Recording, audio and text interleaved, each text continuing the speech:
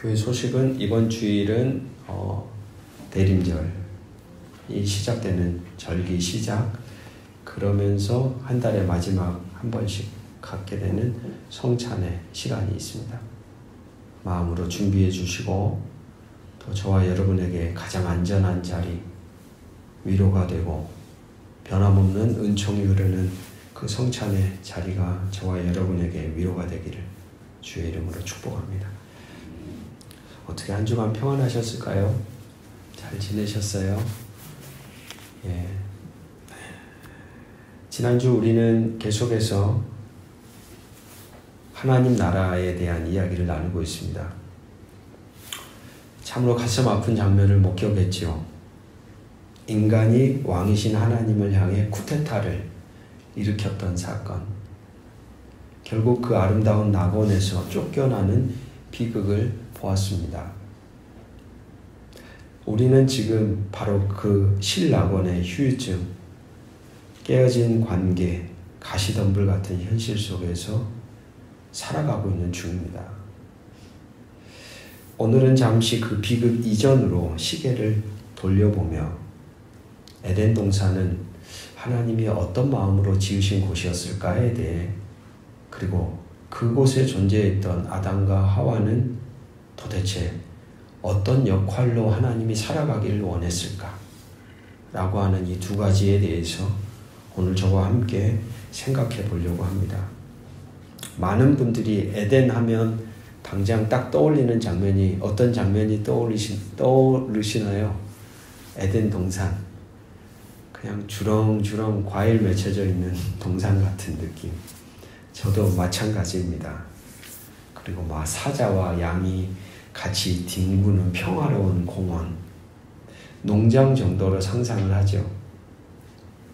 하지만 성경을 가만히 들여다보면 오늘 창세기 말씀의 에덴은 그런 단순한 휴양지가 아닙니다. 하나님은 이 에덴이라는 장소를, 그러니까 성경을 딱 열었을 때 가장 먼저 사람들이 마주하게 되는 공간이거든요. 첫 장소. 바로 이 에덴이라는 곳을 전 세계적인 우주적인 통제 센터이면서 동시에 거룩한 성소로 지으셨다는 겁니다.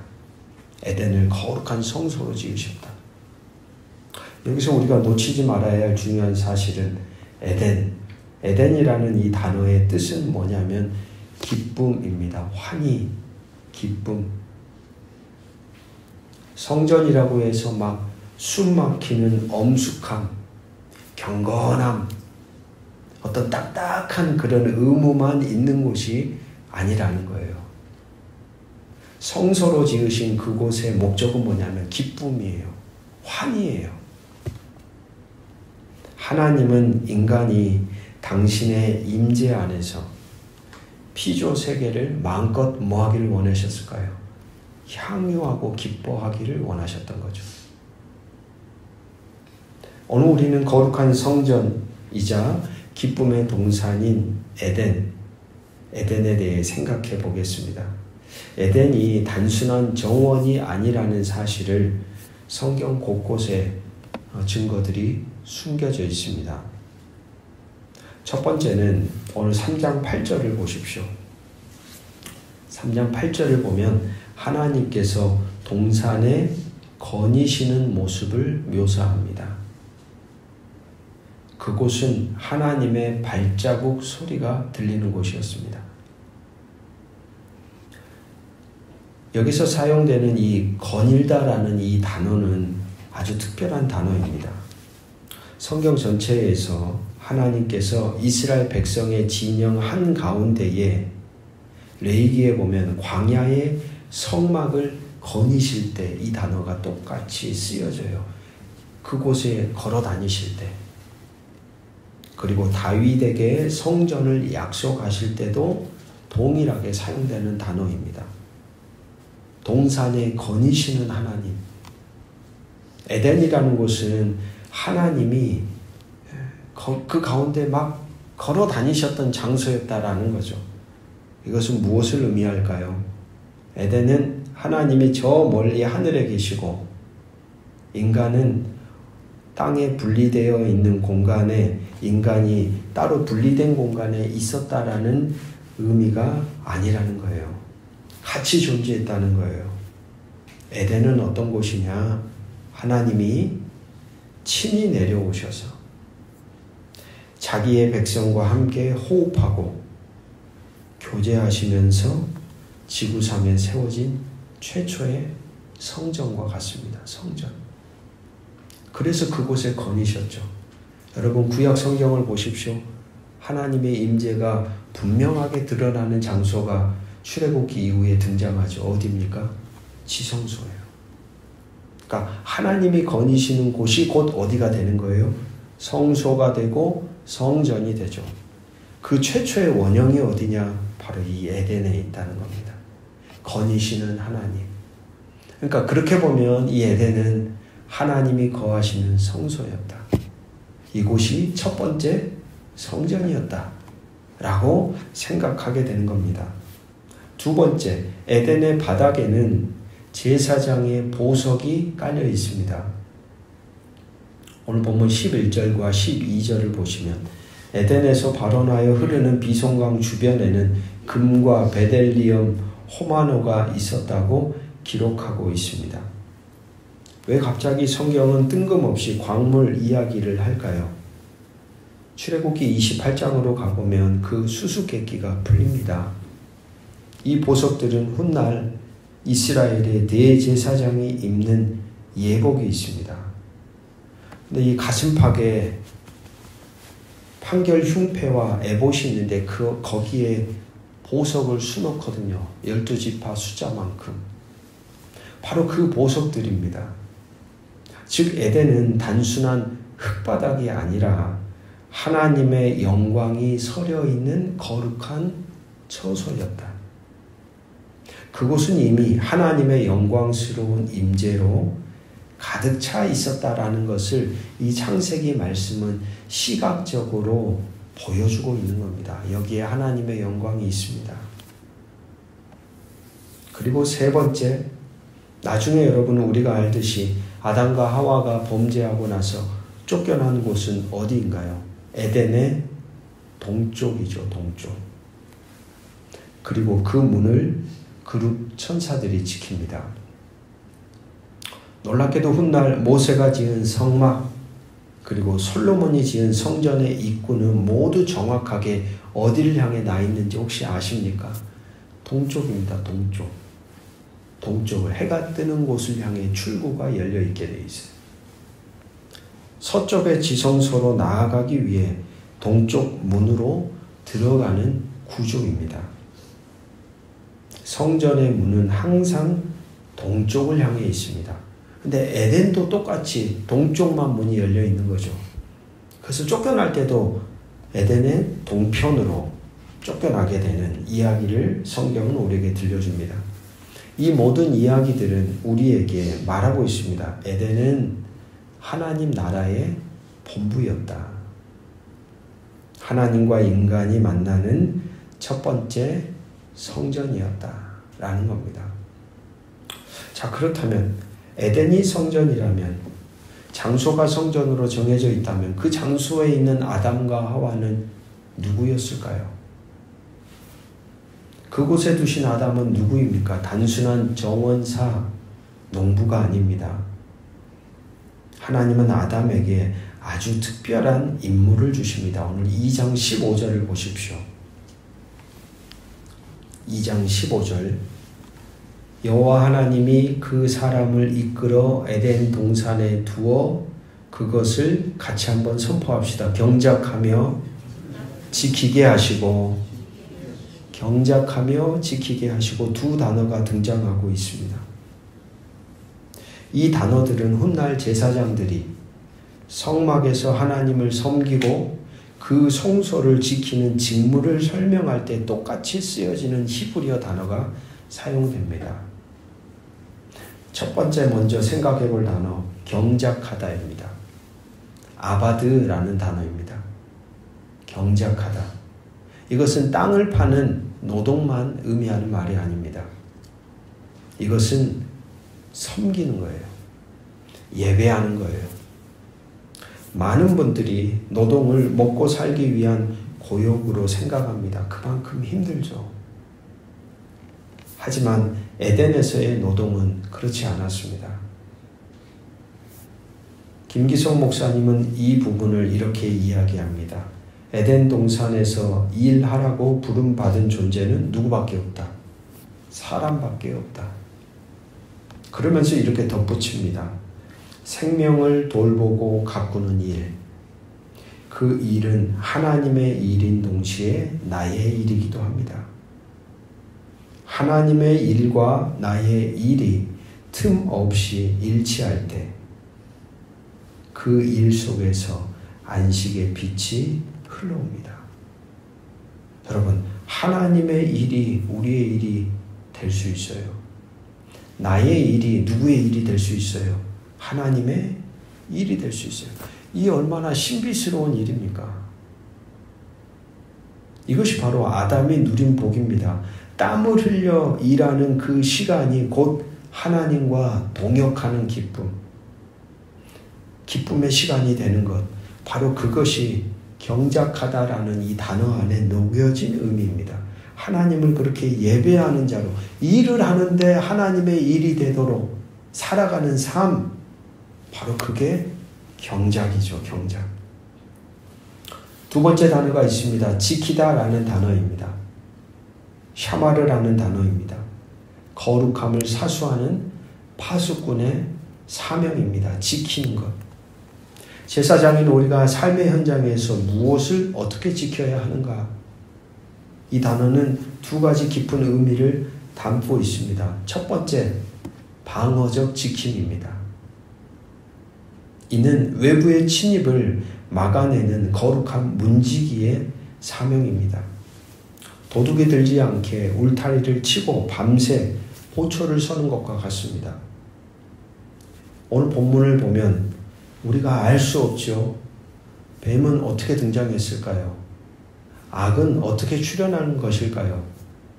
여러분, 성경을 읽을 때 늘 말씀드리는 것은 성경이 우리에게 가르쳐주지 않는 것을 우리 스스로 답을 내려고 한다거나 그것을 억지로 끼워 맞추려고 할 때 이상해지는 경우들이 많습니다. 엉뚱해진다는 거예요.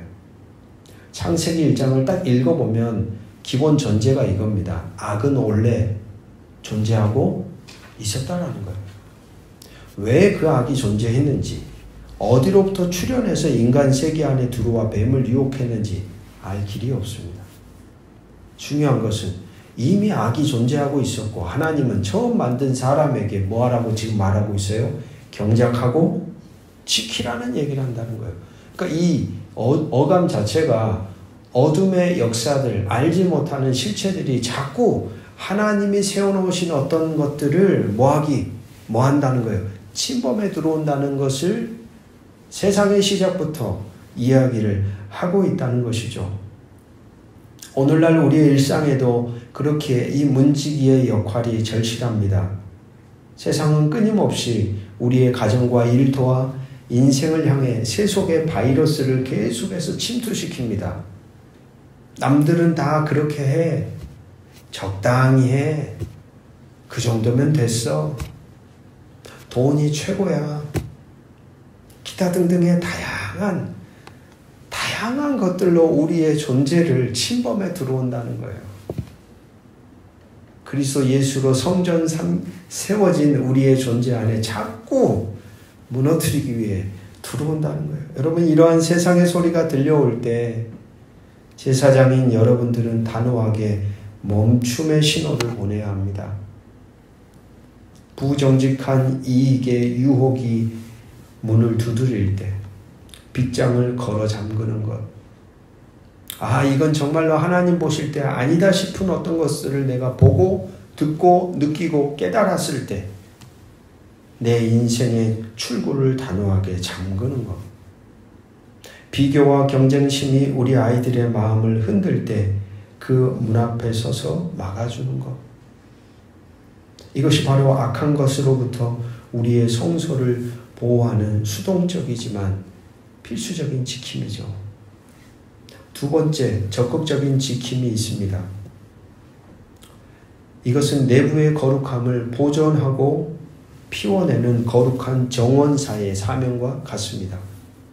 단지 나쁜 것을 막는 데서 그치지 않습니다. 여기서 샤마르라는 이 단어는 하나님 말씀을 소중히 내가 간직하는 거예요.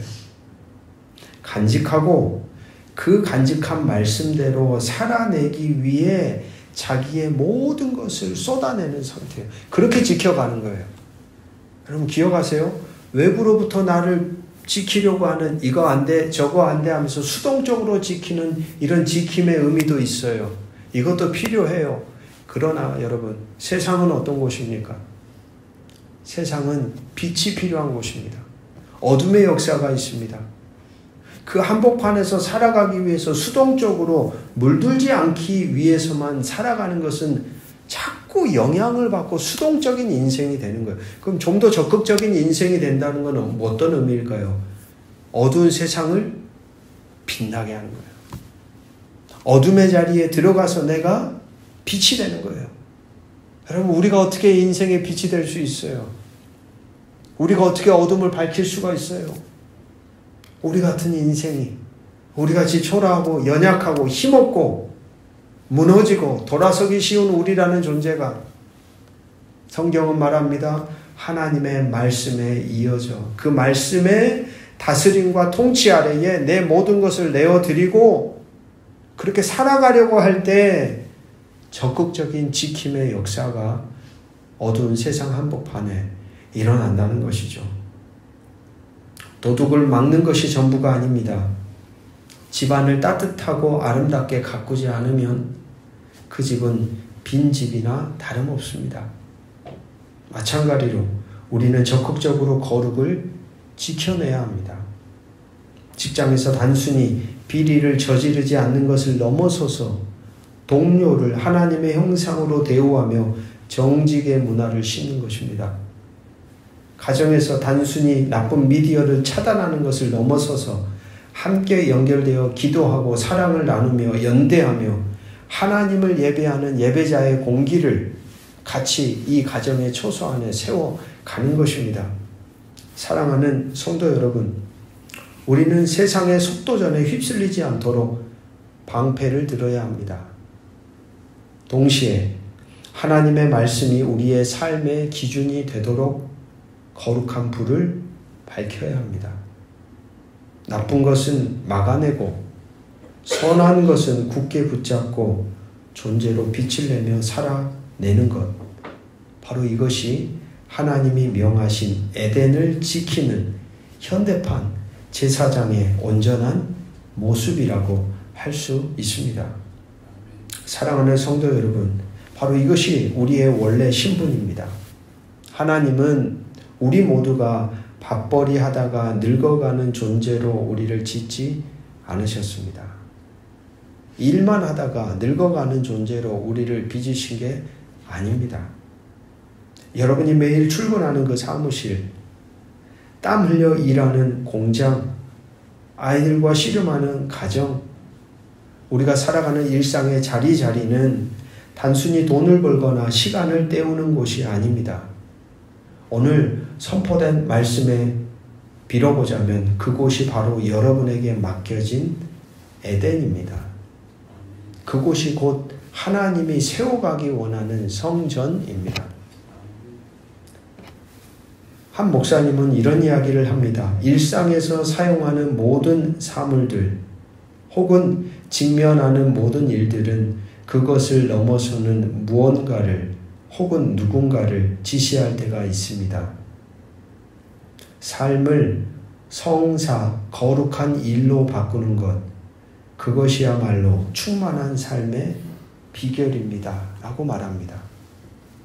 여러분이 다루는 서류 한 장, 여러분이 집안에서 살림살이하며 닦고 있는 그릇 하나, 빨래를 널고 거두고 개우는 것, 우리가 행하는 모든 흔적 하나하나가 하나님이 원하시는 거룩한 성사가 될 수 있다는 것을 아십니까? 어쩌면 하나님은 우리의 모든 일상이 성사가 되기를 원하시는 겁니다. 내가 뭔가를 할 때에도 우리의 존재가 어떤 마음을 담아서 어떤 생각으로 그 자리에 서 있느냐에 따라 우리가 하는 일은 결이 달라지고 의미가 달라지고 가치가 달라지고 거기에 생명이 돋기도 하고 때로는 그 일 때문에 우리의 존재가 무너지기도 하는 것이죠. 오늘 하나님이 우리에게 원하는 것은 그것입니다. 우리가 행하고 있는 존재 흔적 하나하나가 하나님께 드려지는 성물이 되기를 원합니다. 그러므로 우리의 태도는 달라져야 합니다. 기독교인들은 못 하나를 박아도 기독교인답게 박아야 하고, 여러분 어떻게 박으면 기독교인답게 박는 것일까요? 페인트 칠을 해도 기독교인답게 칠해야 합니다. 우리는 하나님의 작품이기 때문입니다 라고 누가 말합니다. 이 말의 의미를 우리는 알죠. 우리 가운데 이런 고민이 필요합니다. 기독교인다운 게 무엇입니까? 우리가 예수님 안에 산다는 의미가 무엇입니까? 그분이 내 안에 사신다는 것은 도대체 우리의 삶에 어떠한 열매를 맺는 것일까요? 기독교인답게라는 말 앞에서 우리는 머무르고 생각하고 치열하게 매 순간을 고민해야 합니다. 그것이 바로 거룩한 신앙의 여정이죠. 예전에 우리가 그렇게 고민했겠습니까? 이 일을 통해 하나님의 일을 생각이나 했겠습니까? 하나님의 뜻을 품을 수나 있었겠습니까? 아담은 실패했습니다. 그는 기쁨을 잃어버리고 노동을 고용으로 만들었으며 뱀의 유혹에 성전의 문을 열어주고 말았습니다. 하지만 여러분, 참된 대제사장이신 예수 그리스도께서 찢어진 휘장을 다시 여시고 우리에게 이 거룩한 제사장의 옷을 다시 입혀주셨습니다. 오늘 이 밤 우리의 일터와 우리의 가정과 우리의 일상과 우리의 인생을 성전으로 선포하십시오.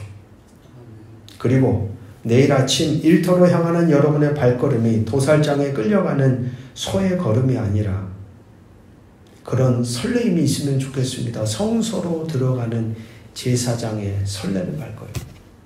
일상의 자리에서 내가 뭔가를 할 때도 하나님과 함께 내가 거니는 그곳에서 하나님의 일을 하겠다라고 하는 설레임과 기대, 소망, 그 마음들이 우리의 삶의 동기가 되어서 아침에 눈을 뜰 때에도 여전히 세상은 어둡고 내 삶의 환경과 상황은 변하지 않았지만 오늘도 나와 동행하시는 하나님과 더불어 나는 당신의 거룩한 일을 감당하겠습니다.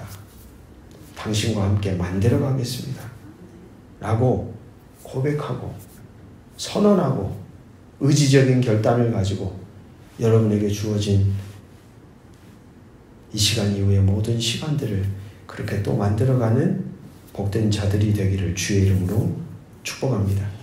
세상의 속도에 맞서 거룩한 누림을 실천하고 못 하나를 박아도 죽게 하듯 여러분을 통해 무너진 에덴이 다시 여러분의 인생, 일상, 가정, 여러분이 발딛고 서 있는 자리가 하나님이 원하는 에덴으로 다시 회복되어져 가기를 주의 이름으로 축복합니다. 말씀 생각하시며 함께 기도하겠습니다.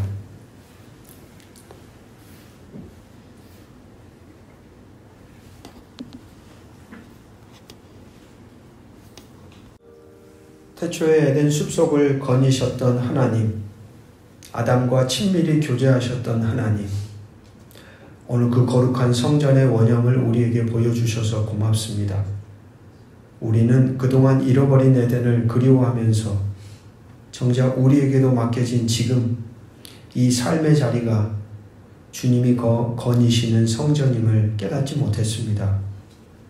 먹고 사는 문제의 무거움에 눌려 우리가 그 땅을 기쁨으로 경작하고 지켜내야 할 존귀한 제사장임을 잊어버렸습니다.